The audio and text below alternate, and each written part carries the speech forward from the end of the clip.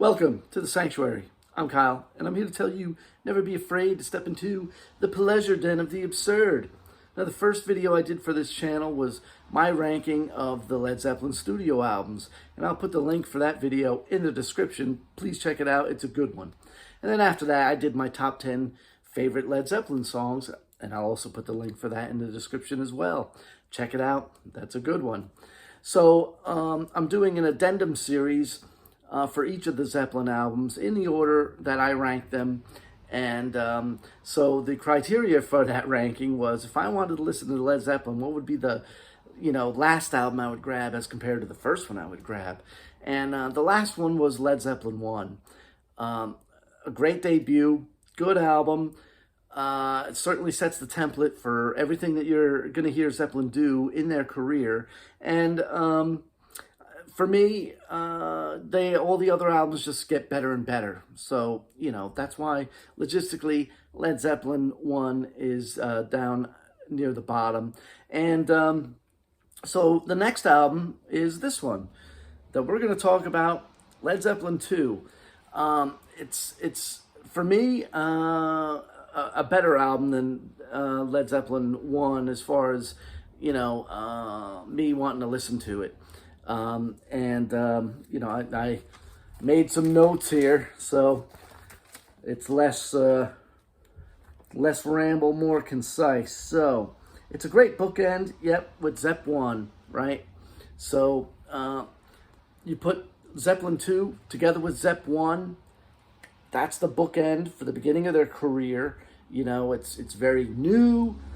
They don't quite know what's going to happen, but they're making something happen, and that's why, there's these two albums are great.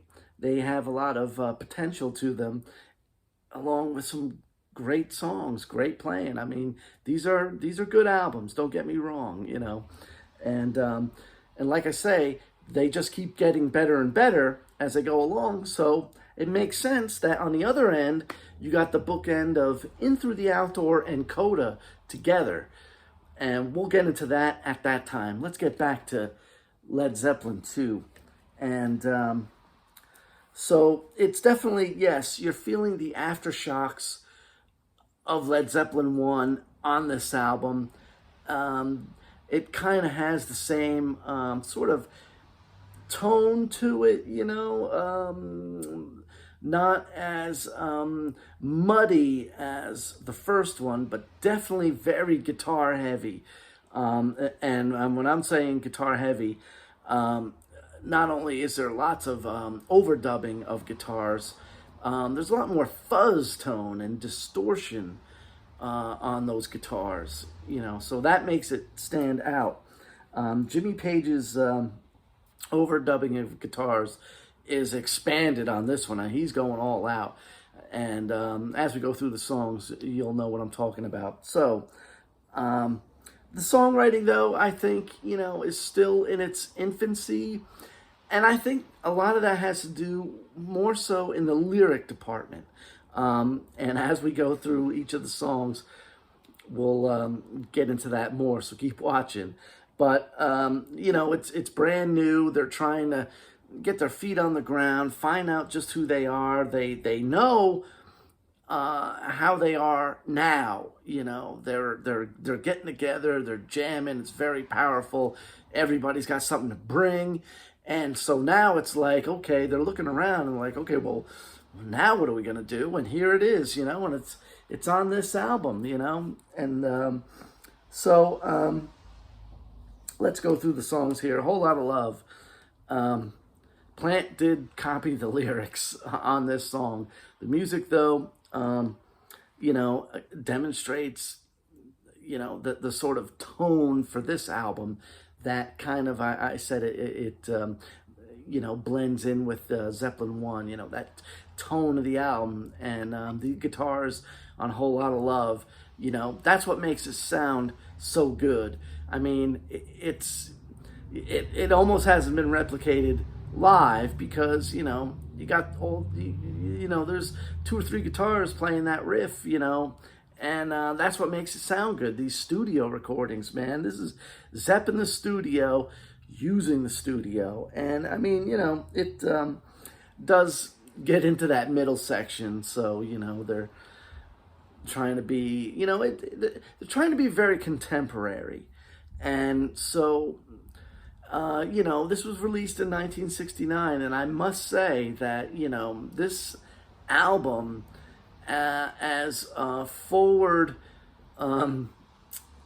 looking as it is, it's very much of the time. It's almost a little bit of a throwback of the previous few years from like the swinging London scene of 1967. This is a very 60s album. Don't think otherwise. I mean, I know these songs last and the recordings have lasted all these years, but they do, mark themselves as being of that time. Okay, so so next up is What Is What Should Never Be. Again, I think the lyrics are. It's good. I mean, I do love this song, and Robert's getting his lyrics together, and he's basing it more on something outside of his own experience. I think he's trying to find himself as a lyricist. He's definitely a great singer, so he's trying to express himself that way. And so again, I think it's in its infancy, and again, the instrumentation on it, Jimmy Page with that slide, it's so tasty. It sounds so good. It just, oh man, it leaves you so satisfied. And it's a great Zeppelin cut. I'm glad they played it live on that DVD at the Royal Albert Hall. Go check it out. It's a great song. Next up is the Lemon Song. I like this song. I mean, Plant again copied the lyrics. It's mostly taken from The Killing Floor by Howlin' Wolf, same as the riff. Howlin' Wolf's version was a lot more faster. Zeppelin slowed it down, did their little thing on it. If you were to hear Howlin' Wolf's version, you'll hear how Zeppelin sort of made it theirs, and Plant did add a verse. The whole Squeezing of the Lemon is from Robert Johnson from the 1930s, so check that out too. But again, it has, in the Lemon Song, the guitar and vocal call and response, that Zeppelin was famous for. And I mean, they would, do this in their encores all the way through their career. And this was started on, of course, Zeppelin 1. And again, they're carrying it over through onto Zeppelin 2. Next up, Thank You. A Zeppelin classic. I mean, a lot of people love this song. I think it's very nice. And again, it's got that same Zeppelin 1 vibe, as sort of Your Time Is Gonna Come with the organ and the guitar. And it's very nice. And again, so that's what I mean. It's kind of, at the same time, the album's very progressive. It's kind of looking back. It's very 60s. It's a very 60s song, very 60s album. Okay, next up. And also too, the Mountains into the Sea lyric. Hendrix had something similar in If 6 Was 9. Check that out. That's a great song, Jimi Hendrix. Heartbreaker, going over to side 2. This is a Zepp classic. It's riff heavy. I think this is where Zeppelin, has found itself. This is a song that says, hey man, this is total Zepp, no stolen lyrics, riff heavy, doing everything. And not only that, Jimmy Page gets his little guitar solo in the middle of it, and it's kind of nice. If you get to hear some live versions later on, he does a little Baroque thing in there as well. Okay, moving on. Livin' Lovin' Maid, very good song. It's almost like the Lovely Rita of Zeppelin 2, Lovely Rita being on the Beatles' Sgt. Pepper's You know, a short song, and again, it's very 60s. You know, great song. You expect to hear it right after Heartbreaker because of the way it comes on real quick after Heartbreaker ends. You kind of expect to hear one after the other. And Ramble On, you know, this song, again, grew on me over the years. This is another one sort of like with What Is and What Should Never Be. The lyrics are still kind of in their infancy. I think Plant's really trying to find himself, but Jimmy Page and the band have certainly found themselves. John Paul Jones playing that bass, Page overdubbing those guitars, that solo is great.